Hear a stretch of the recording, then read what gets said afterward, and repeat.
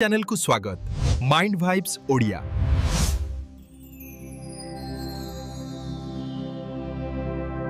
आसंतु गोटे कथा कल्पना करिबा।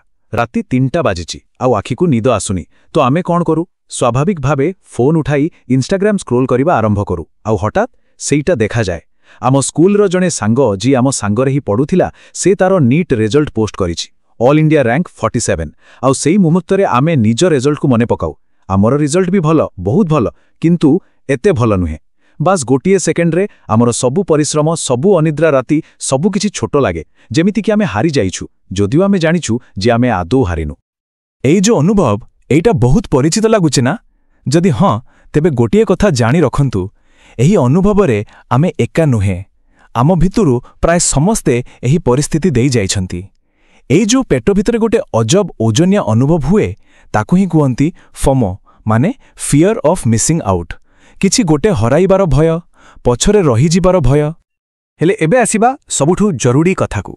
एई जो अनुभव आमकु हेउछि एटा आमर कोनोसी दुर्बलता नुहे। आ एई कथाटा मोते भी बुझिबाकू बहुत समय लागिथिला। एहा आम मस्तिष्कर एक स्वाभाविक प्रतिक्रिया जहाकू एही सोशल मीडिया प्लेटफॉर्म गुड़िक जानी सुनी तैयारी करिसंती। एहा सेमानंक सिस्टमर एक फीचर, कोनोसी भूल बा बग नुहे। आउ एही कथारे आमे आदौ एका नुहे। गोटे रिसर्च कहूछि जे 70% अधिक युवपीढ़ी नियमित भावे एही फोमो अनुभव करंती। तेणु एहा आमर व्यक्तिगत समस्या नुहे, एहा गोटे पूरा पीढ़ीर सामूहिक अनुभूति। आउ एहा केवल गोटे सामान्य मन खराब लागिबा कथा नुहे, एहार प्रभाव बहुत गभीर। गवेषणारू जଣା पड़िछि जे जेउ छात्र छात्री मानक मध्यरे अधिक FOMO थाए सेमानकर एंजाइटी स्तर माने चिंता करिवार मात्रा अन्य मानक तुलनारे 3.5 गुण अधिक थाए। 3.5 गुण एहा किछि छोट कथा नुहे। तेबे एमिदे काहींकि हुए? कारणटा मुंड भितरे अछि, जाहाको कुहा जाए डोपामिन लूप। सरल भाषा रे कहिले प्रत्येक लाइक, कमेंट आउ नोटिफिकेशन आम मस्तिष्क रे डोपामिन नामक एक रासायनिक पदार्थ छाड़े जहा आमको क्षणिक खुशी दिए। आउ ऐप डिजाइनर माने यह जानती। सेथिपाई तो पुल टू रिफ्रेश फीचरटी ठीक कैसिनोर स्लोट मशीन भली काम करे। आउ इनफाइनाइट स्क्रोल आमको सबुबेले आहुरी आहुरी खोजिबाकू बाध्य करे। धीरे धीरे यह एक निशारे परिणत हो जाए। आउ आम पई माने आम ओडिया छात्र छात्रींक पई ए कहानीटा आहुरी टिके जटिल हो जाए। कारण आम सांस्कृतिक परिवेश रे प्रतियोगिता एवं अन्यमानंक आशार चाप बहुत अधिक। एहा आम कहानीर एक स्वतंत्र दिग। एइटा तो आम समस्तंकर कहानी नुहे कि? नीट आउ IIT पई सेई पागलामी आमर टिके सफलता परिवारर सेई 100 जणिया व्हाट्सएप ग्रुप रे जेमिति सार्वजनीन संपत्ति पाल्टी जाए। आउ जदि केउंटी टिके भूल होइगला तेबे ताहा कोनोसी दूर संपर्कियंक बाहागर भुजी रे चर्चार विषय हुए। आउ सबुबेले मौसींक झियो बा पियुसंक पुओ सहित तुलना। एई अदृश्य चाप आमकु तुलना एवं निराशार एक अंतहीन चक्रव्यूह रे फसाई दिए।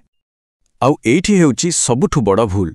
आमे निज जीवनर सेई पर्दा पछर संघर्ष, सेई अनिद्रा राति, से निज उपरे संदेह, ए सबुकु अन्यमानंकर चकचक इंस्टाग्राम हाइलाइट रील सहित तुलना करू। सेमाने तांकर पोस्ट करंती किंतु सेही 50टी फेल होइथिबा मॉक टेस्ट विषय किछि कोहंतिनी। मु भी करिछि ए भूल बहुत थर। किंतु एबे आसीबा भल खबर उपरकू। गोटिए कथा मु चाहे आमे समस्ते मने रखिबा, आमे एथरु बाहरी पारिबा।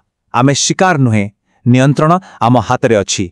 किछि वास्तविक छोट छोट पदक्षेप नहीं आमे निज मानसिक शांति फेरई आनी पारिबा। एथिपाई गोटे सिंपल किंतु बहुत पावरफुल 3 पदक्षेपर प्लान अछि। प्रथमतः निज फीड को निज कंट्रोल को आनिबा। द्वितीय रे समय को सीमित करिबा एवं तृतीय रे सक्रिय भावे स्क्रोल करिबा। माने केवल केते समय नुहे बरं किपरि समय बिताउछु ता उपरे ध्यान देबा। आसंतु प्रथम पदक्षेप को देखिबा। फीड को निज कंट्रोल को आनिबा। आज ही बेसी नुहे मात्र 20 मिनिट बाहर करंतु आ निज फीड को सफा करंतु। सही टॉपर इंटरव्यू देउथिबा पेज गुड़िक किंबा सही इन्फ्लुएंसर जहां का पोस्ट देखिले निजेकु छोटो लागे से गुड़िक म्यूट किंबा अनफॉलो करंतु। देखंतु एहा स्वार्थपरता नुहे, एहा हेउची सेल्फ प्रिजर्वेशन। ता बदलरे सेमिति क्रिएटर मानको फॉलो करंतु जियो माने किछि शिखांती, निजर प्रकृत संघर्ष देखांती किंबा आमर पाठपढ़ा बाहरर रुचि विषय कंटेंट तैयारी करंती। एहा आमको वास्तव दुनिया सह जोड़ी रखिबा। द्वितीय पदक्षेप एइटा गोटे छोटो चैलेंज। गोटिए सप्ताह पाई दिन को मात्र 30 मिनिट सोशल मीडिया। कहीं 30 मिनिट? कारण यह वास्तववादी। यह संपूर्ण बंद करने भली कष्ट नुहे, किंतु अभ्यास भांगिबा पाई यथेष्ट। ନିଜ ଫୋନ୍ର ସେଟିଂସରେ ଯାଇ ଇନଷ୍ଟାଗ୍ରାମ ପାଇଁ ଟାଇମର ସେଟ୍ କରନ୍ତୁ। ଆଉ 2ଟି ଛୋଟ ନିୟମ। ସକାଳେ ଉଠିବାର ପ୍ରଥମ ଘଣ୍ଟା ଓ ରାତିରେ ଶୋଇବାର ଶେଷ ଘଣ୍ଟାକୁ ନୋ ଫୋନ୍ ଜୋନ୍ ବନାନ୍ତୁ। ଏହା ଆମ ଦିନର ଆରମ୍ଭ ଓ ଶେଷକୁ ଶାନ୍ତି ଦେବ। ହଉ, ତେବେ ଆମେ ବାହାରର ଜିନିଷକୁ ତ କଣ୍ଟ୍ରୋଲ କଲେ, କିନ୍ତୁ ପ୍ରକୃତ ଖେଳଟା ତ ଭିତରେ, ଆମ ମୁଣ୍ଡା ଭିତରେ। ଆମକୁ ନିଜ ମସ୍ତିଷ୍କକୁ ଏକ ନୂଆ ଉପାୟରେ ପ୍ରତିକ୍ରିୟା କରିବାକୁ ଟ୍ରେନିଂ ଦେବାକୁ ପଡ଼ିବ। ଏଇଟା ଗୋଟେ ସୁପର ପାୱାର ଭଳି।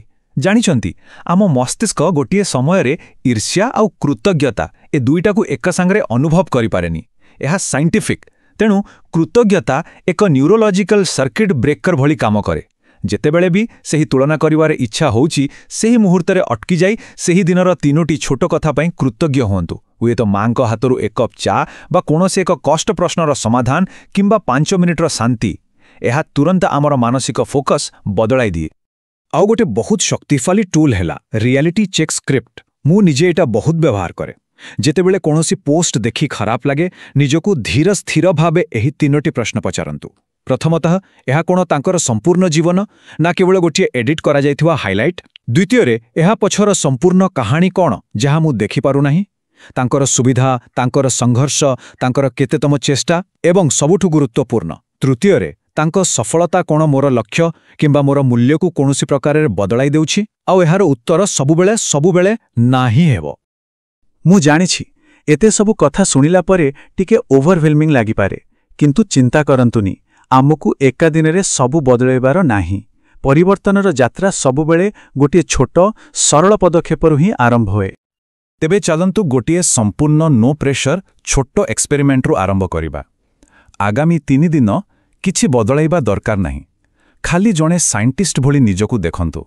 କୌଣସି ବି ବିଚାର ନାହିଁ, କେବଳ ଲକ୍ଷ୍ୟ କରନ୍ତୁ। ଆପଣ କେତେ ସମୟ ବିତାଉଛନ୍ତି ଆଉ କେଉଁ ପ୍ରକାରର ପୋଷ୍ଟ ଦେଖିଲେ ମନରେ ଚିନ୍ତା ଆସୁଛି? ଏହା କେବଳ ନିଜକୁ ବୁଝିବା ପାଇଁ, ନିଜର ଟ୍ରିଗରଗୁଡ଼ିକୁ ଚିହ୍ନିବା ପାଇଁ। ଏହି ସଚେତନତା ହିଁ ପରିବର୍ତ୍ତନର ମୂଳଦୁଆ। ଆମ ଓଡ଼ିଆରେ ଗୋଟେ ବହୁତ ସୁନ୍ଦର କଥା ଅଛି, ଆଉ ଏଇଟା ମୋର ବହୁତ ପ୍ରିୟ। ଆପଣା ଯିଏ ଅଛି ତା ଭଲ। ଏହାର ମାନେ ନୁହେଁ ଯେ ଆମେ ଚେଷ୍ଟା କରିବା ଛାଡ଼ିଦେବା। ଏହାର ଅର୍ଥ ହେଉଛି ସେଲ୍ଫ ଆକ୍ସେପ୍ଟାନ୍ସ।